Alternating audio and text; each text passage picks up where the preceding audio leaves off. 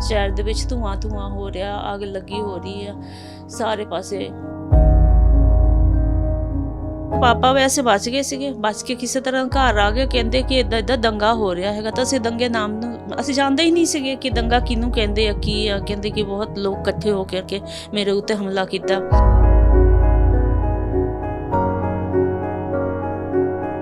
बहुत धुआं ही धुआं हो रहा सीगा हर पासे। गड्डियां भी सीगियां साडियां, सब कुछ उदा ही छड़ के बाहर ही छड़ता। और पिछले रस्ते असी जंगल जंगल था नहीं निकल गए। सारी फैमिली खत्म हो गई सारी सारे। 2008 ਦੇ ਵਿੱਚ ਸਾਨੂੰ ਪਤਾ ਚੱਲਿਆ ਕਿ ਉਹ ਜਿੰਦੇ ਨੇ, ਲੇਕਿਨ ਉਹਨਾਂ ਦੀ ਬੋਡੀ ਮਿਲੀ ਸਾਨੂੰ, ਉਹ ਵੀ ਨਿਕਲ ਕਰਕੇ ਸਾਰਾ ਕੁਝ ਸਾਡਾ ਲੁੱਟ ਲਿਆ ਉਹਨਾਂ ਨੇ, ਕੁਝ ਨਹੀਂ ਛੱਡਿਆ। ਤੇ ਬਸ ਇਹੀ ਦਿਮਾਗ 'ਚ ਸੀ ਇਹਨਾਂ ਨੂੰ ਛੱਡਣਾ ਹੀ ਨਹੀਂ ਆ, ਹੁਣ ਮਾਰੋ ਇਹਨਾਂ ਨੂੰ ਹੋਰ ਲੁੱਟੋ, ਬਸ ਇਹੀ ਸੀ ਉਹਨਾਂ ਦੇ ਦਿਮਾਗ 'ਚ। ਤੇ ਬਸ ਇੱਦਾਂ ਹੀ ਸਭ ਕੁਝ ਖਤਮ ਹੋ ਗਿਆ। ਉਸ ਤੋਂ ਬਾਅਦ ਅਸੀਂ ਘਰ ਤੇ ਗਏ, ਪਰ ਘਰ ਕੁਝ ਸੀਗਾ ਹੀ ਨਹੀਂ ਸਾਡੇ। ਪਰ ਇੰਨੀ ਬੀਤੀ ਆ, ਕੋਈ ਉਹਨੂੰ ਮਾਰ ਰਿਹਾ ਵੱਢ ਰਿਹਾ, ਉਹ ਬੰਦਾ ਕਦੀ ਵੀ ਤੁਹਾਨੂੰ ਉਹ ਪ੍ਰੂਫ ਥੋੜੀ ਨਾ ਫੋਟੋ ਖਿੱਚ ਕੇ ਕਰੇਗਾ।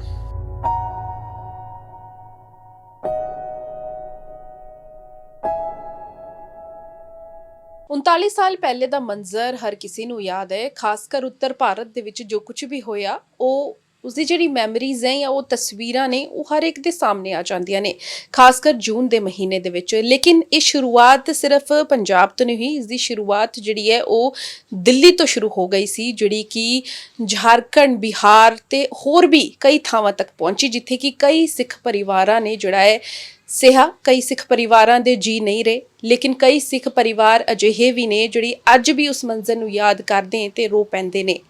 उम्मीद करते हैं कि सरकार उन्हां दी मदद करे, क्योंकि जिहड़े एक विक्टिम्स नूं जिहड़ी मदद मिलनी चाहिदी सी उन्हां नूं नहीं मिली। अपने दम ते जिहड़े है जिस तरीके दे नाल अपनी मुश्किलां दा सामना करके पहुंचे ने, अपनी अपनी थां ते रह जरूर रहे ने, लेकिन कहते ने कि सिर्फ जी रहे ने, रूह उन्हां दे अंदर हुण नहीं रही है। जो ये एक विक्टिम साडे नाल नहीं, सुरजीत कौर मैम, जिन्हां ने 1984 का दौर भी देखा, उस तो पहला जो भी आप बीती हुई उन्होंने जिहड़ी है सांझी कीती। हुण कैमरे दे आगे उन्होंने पुछते हैं कि आखिर की कुछ होया सीगा उस वेले, ते अज जद उस दिन नूं याद करदे, उस पल नूं याद करदे, ते की सब तो पहला दिमाग दे विच आंदा है उन्हां दे।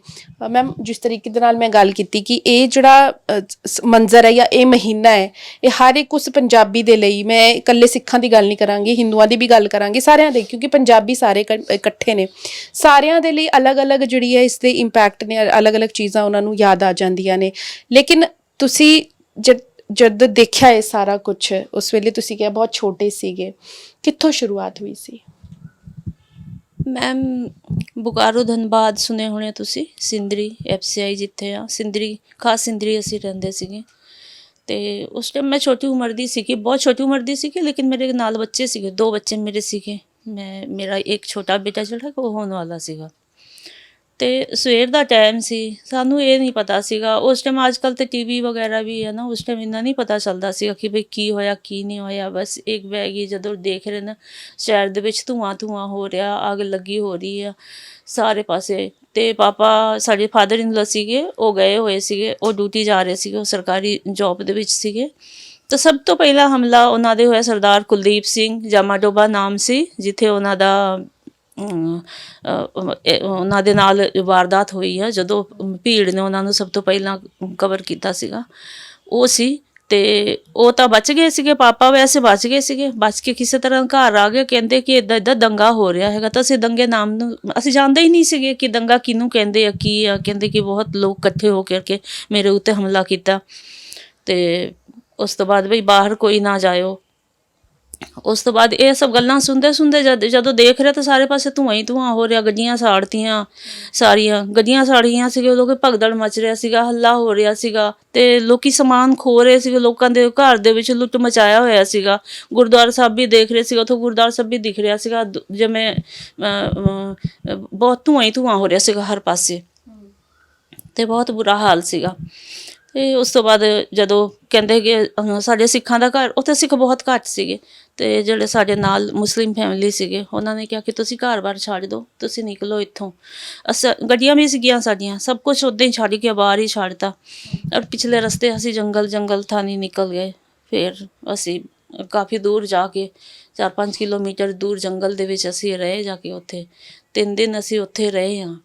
ਤੇ ਬਸ ਬਹੁਤ ਬੁਰਾ ਹੋਇਆ ਸਾਡੇ ਨਾਲ, ਸਾਡੀ ਫੈਮਿਲੀ ਖ਼ਤਮ ਹੋ ਗਈ ਸਾਰੇ ਪਾਪਾ ਫਿਰ ਉਸ ਤੋਂ ਬਾਅਦ ਚੰਡੀਗੜ੍ਹ ਆ ਗਏ ਔਰ ਮੇਰੇ ਹਸਬੈਂਡ ਮਿਸਿੰਗ ਹੋ ਗਏ। ਉਹ ਕਲਕੱਤੇ ਗਏ ਹੋਏ ਸੀਗੇ ਮਾਲ ਲੈਣ ਵਾਸਤੇ, ਉਹ ਮਿਸਿੰਗ ਹੋ ਗਏ। ਅਸੀਂ ਸੋਚਿਆ ਕਿ ਮਾਰੇ ਗਏ ਕਿਤੇ, ਕਿਉਂਕਿ ਉਸ ਟਾਈਮ ਸਾਰੇ ਕਹਿ ਰਹੇ ਸੀਗੇ ਕਿ ਰੇਲਵੇ ਲਾਈਨਾਂ ਦੇ ਵਿੱਚ ਵੀ ਖੂਨ ਸਿਰ ਲੋਕਾਂ ਦੇ ਬਹੁਤ ਕੁਝ ਸੀ, ਤੇ ਕੀ ਪਤਾ ਕਿ ਉਹ ਜਿਉਂਦੇ ਆ, ਪਰ ਜਿੰਦੇ ਸੀਗੇ। 2008 ਦੇ ਵਿੱਚ ਸਾਨੂੰ ਪਤਾ ਚੱਲਿਆ ਕਿ ਉਹ ਜਿੰਦੇ ਨੇ, ਲੇਕਿਨ ਉਹਨਾਂ ਦੀ ਬੋਡੀ ਮਿਲੀ ਸਾਨੂੰ, ਉਹ ਵੀ ਕਿੱਦਾਂ ਪਤਾ ਨਹੀਂ ਚੰਡੀਗੜ੍ਹ ਵਾਪਸ ਆਏ ਆ। ਉਹਨਾਂ ਨੂੰ ਕਿਸੇ ਨੇ ਕਿਹਾ ਹੋਣਾ ਕਿ ਮੰਮੀ ਪਾਪਾ ਸਾਡੇ ਚੰਡੀਗੜ੍ਹ, ਉਹਨਾਂ ਦੇ ਜਾਂ ਤਾਂ ਫਿਰ ਦਿਮਾਗ ਦੇ ਵਿੱਚ ਇਹ ਗੱਲ ਸੀ ਕਿ ਵੀ ਚੰਡੀਗੜ੍ਹ ਇਹਨਾਂ ਦੇ ਮੇਰੇ ਮਾਮੇ ਆ, ਉੱਥੇ ਮੰਮੀ ਪਾਪਾ ਚਲੇ ਗਏ ਤਾਂ ਉੱਥੇ ਆਏ ਹੋਣੇ।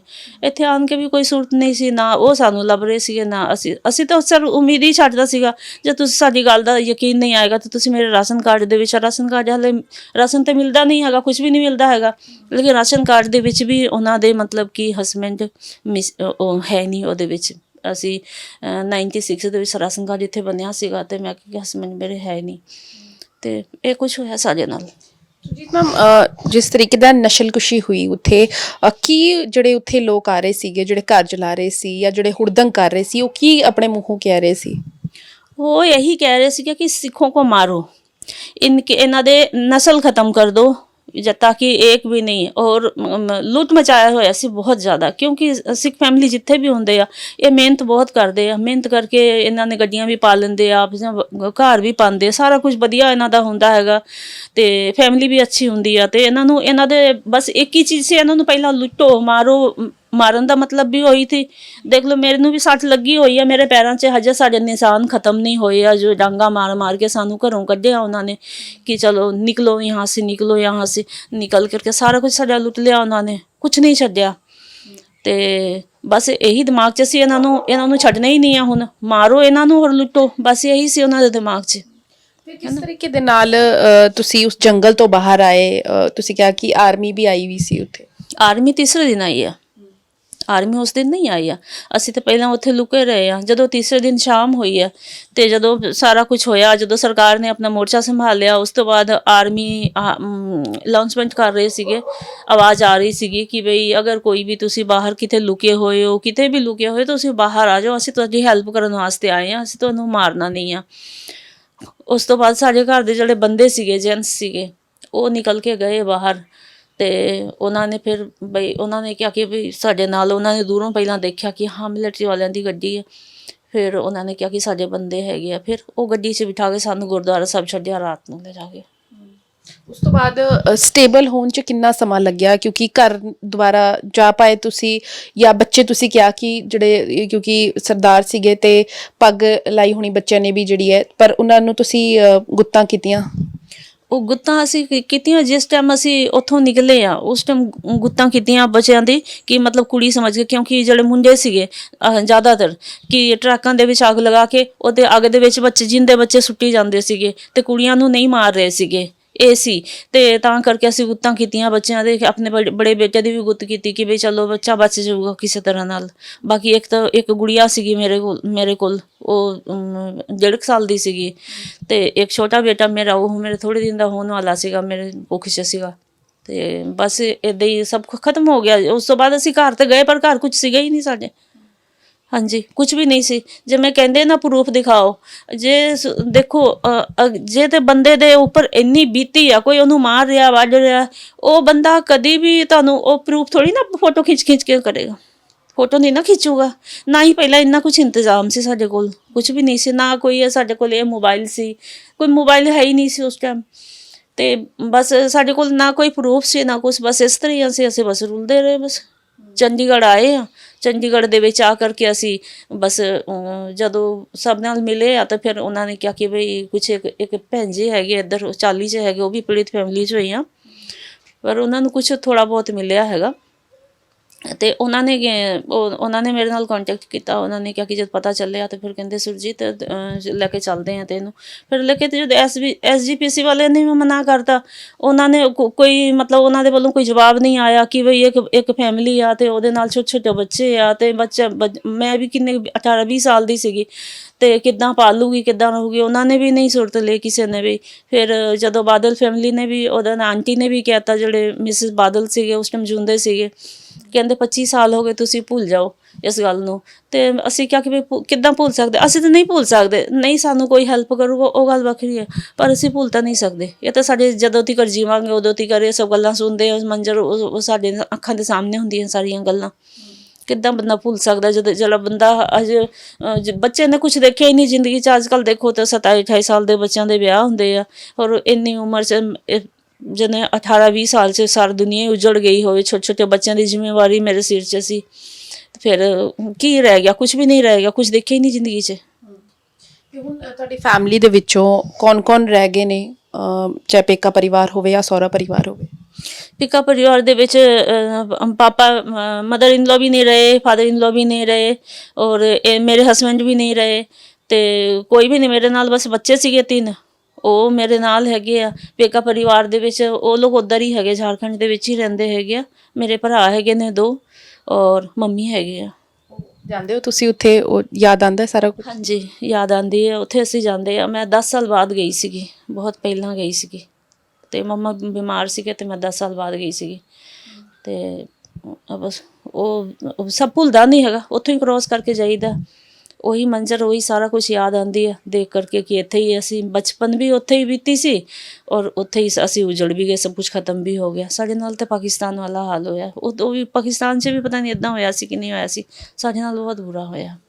ਉਹੀ ਲੋਕ ਸੀਗੇ ਜਿਹੜੇ ਸਾਡੇ ਘਰ 'ਚ ਆ ਕੇ ਚਾਹ ਪਾਣੀ ਵੀ ਪੀਂਦੇ ਸੀਗੇ, ਜਿਹੜੇ ਸਾਨੂੰ ਆ ਕਰਕੇ ਭੈਣਾਂ ਵੀ ਕਹਿੰਦੇ ਸੀਗੇ, ਜਿਹੜੇ ਆ ਕਰਕੇ ਸਾਨੂੰ ਜਿਹੜੇ ਸਾਡੀਆਂ ਮਾਵਾਂ ਨੂੰ, ਮੇਰੀ ਸੱਸ ਨੂੰ, ਇਹਨਾਂ ਨੂੰ ਚਾਚੀ ਤਾਈ ਜਿਹੜੇ ਕਹਿੰਦੇ ਸੀਗੇ। ਕਿਉਂਕਿ ਉੱਧਰ ਦਾ ਇੱਕ ਕਲਚਰ ਆ ਕਿ ਕੋਈ ਵੀ ਕਿਸੇ ਵੀ ਕਾਸਟ ਦੇ ਹੋਣ, ਮਤਲਬ ਇੱਕ ਦੂਸਰੇ ਨੂੰ ਕੋਈ ਰਿਲੇਸ਼ਨ ਦੇ ਨਾਲ ਹੀ ਬੁਲਾਉਂਦੇ ਆ, ਕੋਈ ਚਾਚੀ ਕੋਈ ਤਾਈ ਇੱਦਾਂ ਬੁਲਾਉਂਦੇ ਆ। ਤਾਂ ਉਹੀ ਲੋਕ ਸੀਗੇ ਜਿਹੜੇ ਸਾਡੇ ਅੱਖਾਂ ਦੇ ਸਾਹਮਣੇ ਘੁੰਮਦੇ ਹੁੰਦੇ ਸੀਗੇ, ਉਹੀ ਲੋਕ ਸੀਗੇ। ਉਹਨਾਂ ਨੂੰ ਇੰਨੀ ਵੀ ਸ਼ਰਮ ਨਹੀਂ ਆਈ ਕਿ ਮਤਲਬ ਕਿ ਇਹਨਾਂ ਪਰਿਵਾਰਾਂ ਦੇ ਨਾਲ ਹੀ ਅਸੀਂ ਰਹੇ ਹਾਂ। ਸਾਡੇ ਸਭ ਖੇਲਦੇ ਵੀ ਰਹੇ, ਮੇਰੇ ਜੇਠ ਦੇਵਰ ਜਿਹੜੇ ਸੀਗੇ ਉਹ ਵੀ ਖੇਲਦੇ ਰਹੇ ਆ। ਉਹੀ ਲੋਕ ਸੀਗੇ ਲੁੱਟਣ ਵਾਲੇ ਵੀ। ਹਾਂਜੀ, ਤੇ ਉਹਨਾਂ ਦੇ ਨਾਲ ਹੋਰ ਵੀ ਦੂਸਰੇ ਇਲਾਕੇ ਦੇ ਲੋਕ ਵੀ ਮਿਲੇ ਹੋਏ ਸੀ, ਉਹਨਾਂ ਨੂੰ ਮੌਕਾ ਮਿਲਿਆ ਸੀਗਾ। ਤੇ ਜਿਹੜੇ ਤੁਸੀਂ 1993 ਦੇ ਵਿੱਚ ਚੰਡੀਗੜ੍ਹ ਆਏ, 1984 ਤੋਂ ਬਾਅਦ ਜਿਹੜਾ 93 ਤੱਕ ਦਾ ਸਫ਼ਰ ਰਿਹਾ ਤੁਹਾਡਾ ਉੱਥੇ, ਉਹ ਕਦੇ ਨੋਰਮਲ ਹੋ ਪਾਇਆ? ਨਹੀਂ ਨੋਰਮਲ ਹੋ ਪਾਇਆ, ਕਿਉਂਕਿ ਮੇਰੇ ਨਾਲ ਸੰਘਰਸ਼ ਸੀ ਜ਼ਿੰਦਗੀ 'ਚ। ਬੱਚੇ ਸੀਗੇ 3 ਬੱਚੇ ਸੀਗੇ, ਮੈਂ ਸੀਗੀ। ਤਾਂ 3 ਬੱਚੇ ਦੇ ਨਾਲ ਜਲਦੀ ਕੋਈ ਨਾ ਜਰਦਾ ਨਹੀਂ ਹੈਗਾ, ਹੈ ਨਾ। ਫਿਰ ਵੀ ਕੋਈ ਗੱਲ ਹੋ ਜਾਂਦੀ ਹੈ ਤਾਂ ਦੁੱਖ ਆਉਂਦਾ ਹੈਗਾ ਕਿ ਮੇਰਾ ਪਰਿਵਾਰ ਰਹਿੰਦੇ, ਮੇਰਾ ਸਭ ਖਤਮ ਹੋ ਗਿਆ। ਲੇਕਿਨ ਫਿਰ ਵੀ ਸਿਸਟਰ ਮੇਰੀਆਂ ਵੱਡੀਆਂ ਸਿਸਟਰਾਂ ਸੀਗੀਆਂ, ਜਿਵੇਂ ਕੱਪੜੇ ਵਗੈਰਾ ਦਾ ਹੈਲਪ ਉਹਨਾਂ ਨੇ ਕਰਨੀ। ਕਦੀ ਉਸ ਭੈਣ ਦੇ ਕੋਲ ਜਾ ਕੇ 2 ਮਹੀਨੇ ਰਹਿਣਾ, ਕਿਸੇ ਦੇ ਕੋਲ 2 ਮਹੀਨੇ ਰਹਿਣਾ, ਇੱਦਾਂ ਕਰਕੇ ਮੈਂ ਆਪਣੇ ਬੱਚੇ ਪਾਲੇ। ਹਾਂਜੀ, ਉਸ ਤੋਂ ਬਾਅਦ ਫਿਰ ਚੰਡੀਗੜ੍ਹ ਆ ਗਈ ਮੈਂ। ਚੰਡੀਗੜ੍ਹ ਦੇ ਵਿੱਚ ਆ ਕੇ ਮੈਂ ਸਰਕਾਰੀ ਸਕੂਲ 'ਚ ਆਪਣੇ ਬੱਚੇ ਪਾਏ। ਸਭ ਤੋਂ ਪਹਿਲਾਂ 45 'ਚ ਬੜੈਲ 'ਚ ਆਈ ਮੈਂ। ਜਦੋਂ 21 'ਚ ਮੇਰੇ ਮੰਮੀ ਪਾਪਾ ਸੀਗੇ, ਪਹਿਲਾਂ ਉਹਨਾਂ ਦੇ ਕੋਲ ਆਏ। ਉਹਨਾਂ ਨੇ ਉੱਥੇ ਲੈ ਕੇ ਦਿੱਤਾ ਸੀਗਾ ਕਮਰਾ, ਫਿਰ ਉੱਥੇ ਰਹੇ। ਉੱਥੇ ਫਿਰ ਜਿਨ੍ਹਾਂ ਦੇ ਮਕਾਨ 'ਚ ਰਹਿੰਦੇ ਸੀਗੇ, ਉਹ ਆਂਟੀ ਨੇ ਫਿਰ ਸਰਕਾਰੀ ਸਕੂਲ ਦੇ ਵਿੱਚ ਬੱਚਿਆਂ ਨੂੰ ਪਾਇਆ। ਛੋਟੇ ਵਾਲਾ ਤਾਂ ਬਹੁਤ ਛੋਟਾ ਸੀਗਾ, ਉਹਨੂੰ ਨਹੀਂ ਪਾਇਆ ਸੀਗਾ, ਪਰ ਇੱਕ ਬੇਟੀ ਔਰ 2 ਬੇਟੇ, ਉਹਨਾਂ ਨੂੰ 45 ਵਾਲੇ ਸਕੂਲ 'ਚ ਪਾਇਆ ਸੀਗਾ। ਇੱਥੇ ਫਿਰ ਉਹਨਾਂ ਨੂੰ ਪੜ੍ਹਾਇਆ ਲਿਖਾ। ਫਿਰ ਮੈਂ ਆਪਣੀ ਜ਼ਿੰਦਗੀ 'ਚ ਮੈਂ ਸੋਚ ਲਿਆ ਮਿਹਨਤ ਕਰਨੀ ਹੈ। ਫਿਰ ਬਹੁਤ ਮਿਹਨਤ ਕੀਤੀ। ਫਿਰ ਫੈਕਟਰੀਆਂ 'ਚ ਲਵਾਤਾ ਸੀਗਾ ਕੰਮ, ਤੇ ਫੈਕਟਰੀ 'ਚ ਕੰਮ ਕਰਦੀ ਸੀ। ਫਿਰ ਉੱਥੋਂ ਆ ਕੇ ਸ਼ਾਮ ਨੂੰ ਮੈਂ ਸਲਵਾਰਾਂ ਲੈ ਕੇ ਆਉਂਦੀ ਸੀਗੀ, ਉਹ ਬਣਾਉਂਦੀ ਸੀਗੀ। ਫਿਰ ਇੱਦਾਂ ਕਰਕੇ ਬੱਚੇ ਪਾਲੇ। ਕਈ ਵਾਰੀ ਬੱਚਿਆਂ ਨੂੰ ਮੈਂ ਦੁੱਧ ਵੀ ਨਹੀਂ ਲੈ ਕੇ ਦੇ ਸਕਦੀ ਸੀਗੀ, ਕਈ ਵਾਰੀ ਖਾਣ ਨੂੰ ਵੀ ਨਹੀਂ ਹੁੰਦਾ ਸੀਗਾ, ਪਰ ਟਾਈਮ ਨਿਕਲ ਗਿਆ ਉਹ। ਅੱਜ ਬੱਚੇ ਪਲ ਗਏ, ਬੱਚੇ ਅਲੱਗ ਹੈਗੇ ਆ। ਹੁਣ ਮੈਂ ਇਕੱਲੀ ਹਾਂ। ਮੈਂ ਆਪਣੇ ਅੱਜ ਵੀ ਕੱਪੜੇ ਸੀਂਦੀ ਹਾਂ ਤਾਂ ਮੈਂ ਆਪਣਾ ਖਰਚਾ ਚਲਾਉਂਦੀ ਹਾਂ। ਸੁਰਜੀਤ ਜੀ, 1984 ਹਰ ਕਿਸੇ ਦੇ ਲਈ ਆਪਣੀ ਇੱਕ ਛਾਪ ਛੱਡ ਕੇ ਗਿਆ ਹੈ। ਤੁਸੀਂ ਆਪਣਾ ਸੰਘਰਸ਼ ਦੱਸਿਆ। ਹੋ ਸਕਦਾ ਹੈ ਕਿ ਬਹੁਤ ਅਸੀਂ ਉਸ ਚੀਜ਼ ਨੂੰ ਮਹਿਸੂਸ ਨਹੀਂ ਕਰ ਸਕਦੇ, ਲੇਕਿਨ ਤੁਹਾਡਾ ਦੁੱਖ ਜ਼ਰੂਰ ਸਮਝ ਸਕਦੇ ਨੇ। ਇਸ ਦੁੱਖ ਦੇ ਸਮੇਂ ਜਦ ਤੁਸੀਂ ਦੇਖਿਆ ਹੋਣਾ ਕਿ ਇੱਕ ਤਾਂ ਜਿਹੜਾ ਦਿੱਲੀ ਦੇ ਵਿੱਚ ਨਸ਼ਲਕੁਸ਼ੀ ਹੋਈ, ਜਾਂ ਜਿਹੜਾ ਬੋਕਾਰੋ ਦੇ ਵਿੱਚ ਹੋਈ ਆ ਜਿੱਥੇ ਤੁਸੀਂ ਧੰਨਵਾਦ ਦੀ ਗੱਲ ਕਰ ਰਹੇ ਹੋ, ਉਸ ਤੋਂ ਬਾਅਦ ਇੱਕ ਜਿਹੜਾ 1984 ਇੱਥੇ ਅੰਮ੍ਰਿਤਸਰ ਦੇ ਵਿੱਚ ਜਿਹੜਾ ਆਪਰੇਸ਼ਨ ਬਲੂ ਸਟਾਰ ਹੋਇਆ, ਉੱਥੇ ਵੀ ਕਾਫੀ ਪੀੜਿਤ ਪਰਿਵਾਰ ਜਿਹੜੇ ਉਹਨਾਂ ਨੇ ਸਿਹਾ ਬਹੁਤ ਕੁਛ ਹੈ ਨਾ, ਕਈਆਂ ਦੇ ਪਰਿਵਾਰ ਹੱਲੇ ਵੀ ਨਹੀਂ ਮਿਲੇ, ਤੇ ਜਦ ਕਈ ਵਾਰੀ ਮਿਲਦੇ ਹੈ ਤੁਹਾਨੂੰ ਤੇ ਗੱਲਬਾਤ ਹੁੰਦੀ ਹੈ? ਅੰਮ੍ਰਿਤਸਰ ਦੇ ਵਿੱਚ ਉੱਥੇ ਮੇਰੀ ਇੱਕ ਬੜੀ ਬੜੀ ਭੈਣ ਦਾ ਇੱਕ ਬੇਟਾ, ਉਹ ਵੀ ਉੱਥੇ ਖਤਮ ਹੋ ਗਿਆ, ਉਹਦਾ ਵੀ ਨਹੀਂ ਪਤਾ ਚੱਲਿਆ। ਉਹ ਵੀ ਸੇਵਾਦਾਰ ਸੀਗਾ ਉੱਥੇ, ਬਹੁਤ ਵੱਡੀ ਸਿਸਟਰ ਸੀਗੀ, ਉਹਦਾ ਬੇਟਾ ਸੀਗਾ, ਉਹ ਵੀ ਅੰਮ੍ਰਿਤਸਰ ਗੁਰਦੁਆਰੇ ਸੀਗਾ, ਉਹਦਾ ਵੀ ਪਤਾ ਨਹੀਂ ਚੱਲਿਆ ਕਿ ਕਿੱਥੇ ਗਿਆ, ਕੀ ਹੋਇਆ, ਨਹੀਂ ਪਤਾ ਚੱਲਿਆ ਸਾਨੂੰ ਹਜੇ ਵੀ। ਬਚਪਨ 'ਚ ਹੀ ਉਹਨਾਂ ਨੇ ਬਾਬਾ ਜੀ ਨੂੰ ਉਹਨਾਂ ਨੇ ਦੇ ਦਿੱਤਾ ਸੀ ਸੇਵਾ 'ਚ ਬੱਚੇ ਨੂੰ, ਅਤੇ ਫਿਰ ਅਸੀਂ ਕਦੇ ਮਿਲੇ ਹੀ ਨਹੀਂ ਉਹਨਾਂ ਨੂੰ। ਉਹ ਵੀ ਅੰਮ੍ਰਿਤਸਰ ਗੁਰਦੁਆਰੇ ਸੀਗੇ। ਅਤੇ ਉਸ ਤੋਂ ਬਾਅਦ ਮਿਲਦੇ ਆ, ਕਈ ਪਰਿਵਾਰ ਮਿਲਦੇ ਆ, ਪਰ ਹੁਣ ਬਹੁਤ ਲੰਬਾ ਸਮਾਂ ਹੋ ਗਿਆ। ਅਤੇ ਕੁਛ ਜਿਹੜੇ ਬਜ਼ੁਰਗ ਸੀਗੇ ਉਹ ਬਜ਼ੁਰਗ ਜਾ ਬਸੇ, ਕੁਛ ਤਾਂ ਖਤਮ ਹੋ ਗਏ, ਕੁਛ ਜਿਹੜੇ ਬੱਚੇ ਸੀਗੇ ਜਿਹੜੇ ਸਾਡੇ ਉਮਰ ਦੇ ਸੀਗੇ ਉਹ ਕੋਈ ਅੰਮ੍ਰਿਤਸਰ ਵਸ ਰਿਹਾ, ਕੋਈ ਜਲੰਧਰ ਰਿਹਾ, ਕੋਈ ਕਿੱਥੇ ਆ, ਇਸ ਤਰ੍ਹਾਂ ਚਲੇ ਗਏ। ਅਤੇ ਹੁਣ ਮਿਲਣਾ ਬਹੁਤ ਘੱਟ ਹੁੰਦਾ ਹੈਗਾ, ਹੁਣ ਨਹੀਂ ਹੁੰਦਾ ਹੈਗਾ। ਕਮ ਸੇ ਕਮ 10-15 ਸਾਲ ਪਹਿਲਾਂ ਉੱਥੇ ਗੁਰਦੁਆਰਾ ਸਾਹਿਬ 'ਚ ਜਿੱਥੇ ਸਾਡੇ ਨਾਲ ਹੋਇਆ ਸੀਗਾ, ਉਸ ਟਾਈਮ ਉੱਥੇ ਸੀਗੇ ਉਹ ਲੋਕ, ਆਏ ਸੀਗੇ, ਫੈਮਿਲੀ ਲੈ ਕਰਕੇ ਆਏ ਸੀਗੇ। ਉਸ ਤੋਂ ਬਾਅਦ ਨਹੀਂ ਆਏ ਕੋਈ ਵੀ। ਹੁਣ ਕਿਸੇ ਨਾਲ ਮਿਲਣਾ ਨਹੀਂ ਹੁੰਦਾ ਹੈਗਾ। ਹੁਣ ਜੋ ਵੀ ਆ ਹੁਣ ਇੱਥੇ ਹੀ ਆ, ਬਸ ਇੱਥੇ ਹੀ ਹੋਊਗਾ ਹੁਣ ਜੋ ਵੀ ਹੋਊਗਾ। ਅਸੀਂ ਕੁਝ ਸਿੱਖਿਆ ਹੈ ਉਸ ਤੋਂ? ਤੁਹਾਨੂੰ ਲੱਗਦਾ ਸਾਡੇ ਪੰਜਾਬ ਨੇ, ਪੰਜਾਬੀਆਂ ਨੇ, ਜਾਂ ਹੋਰ ਵੀ ਜਿਹੜੇ ਸਿੱਖ ਨੇ ਜਾਂ ਹੋਰ ਹਿੰਦੂ ਨੇ, ਸਾਰਿਆਂ ਨੇ ਕੁਝ ਸਿੱਖਿਆ ਇਸ ਦਿੱਲੀ ਦੀ ਘਟਨਾ ਤੋਂ, ਜਾਂ ਫਿਰ 1984 ਦਾ ਜਿਹੜਾ ਆਪਰੇਸ਼ਨ ਬਲੂ ਸਟਾਰ ਹੋਇਆ? ਇਹਦੇ ਵਿੱਚ ਇਹੀ ਸਿੱਖਣਾ ਸੀ। ਤਾਂ ਮੈਂ ਕਹਿੰਦੀ ਹਾਂ ਕਿ ਜਿਹੜਾ ਬੰਦਾ ਗੁਨਾਹਗਾਰ ਆ, ਕੋਈ ਵੀ ਹੋਵੇ, ਭਾਵੇਂ ਹਿੰਦੂ ਹੋਵੇ, ਸਿੱਖ ਹੋਵੇ, ਮੁਸਲਿਮ ਹੋਵੇ, ਕੋਈ ਵੀ ਹੋਵੇ, ਜਿਹੜਾ ਗੁਨਾਹਗਾਰ ਆ ਉਹਨੂੰ ਸਜ਼ਾ ਤਾਂ ਮਿਲਣੀ ਚਾਹੀਦੀ ਆ। ਪਰ ਜਿਹੜੇ ਬੇਗੁਨਾਹ ਆ ਉਹਨਾਂ ਦੇ ਨਾਲ ਨਹੀਂ ਹੋਣੀ ਚਾਹੀਦੀ ਆ, ਚਾਹੇ ਕੋਈ ਵੀ ਹੋਵੇ।